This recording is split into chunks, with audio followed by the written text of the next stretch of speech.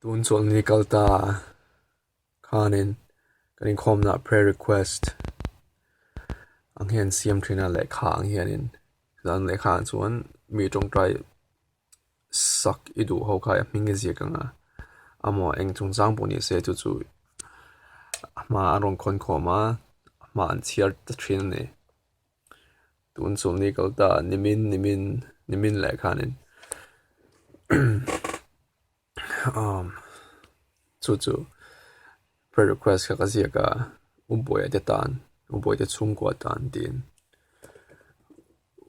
boy the family ding ka zia ka UBAWIHATE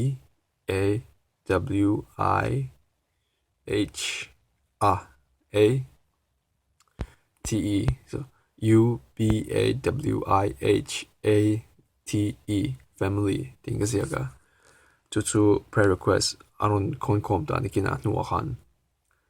ma han chiar chok thina chu ka ding pui ve cha chiar ta zela boy te ti kha thlen khanin aman chiar chok lawin kanina han ka chiar tu mi rom pe mai nor mo ko tia chun a clear wanga chiar tu nu khanin u atia u ba wi tina tran phota angoi le wanga u ba wi ha chi family u ba wi ha chi family tini chu chun boy the family chu ani khoma kami trompo khanin tlas nuwa hen thua trong rai zo khanin nena khan bula ka thua ka bakala prayer request in sungwa minga zia kha in riam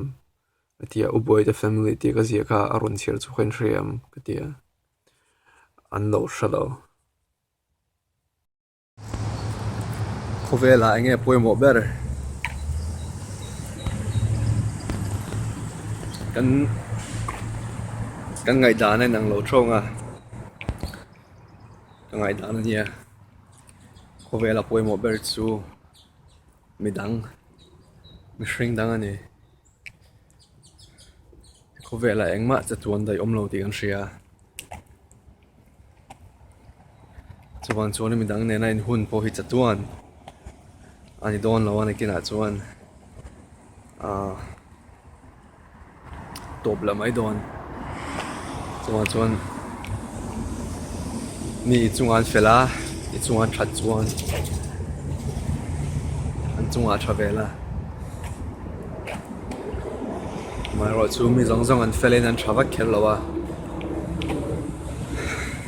i chunga fel le tha ti chu tinge mani du sakanga an tana thil tha ni lawin an mani du sak dan chu i thil ti thei chu i hun pek ani a chan chu hun hi kovela hun hi aral le mai dona mani ne na hun kan man te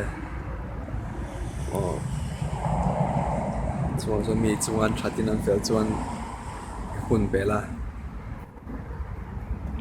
mi chuan fel lo an thal lo chuanin i hun man pui su awi om a chan chu kina chuanin top ni lom dona top ni ron thlan hona chuan enge kan nei an ti chuan kan hun man thin dekha ni mai kan nei chu so when it's done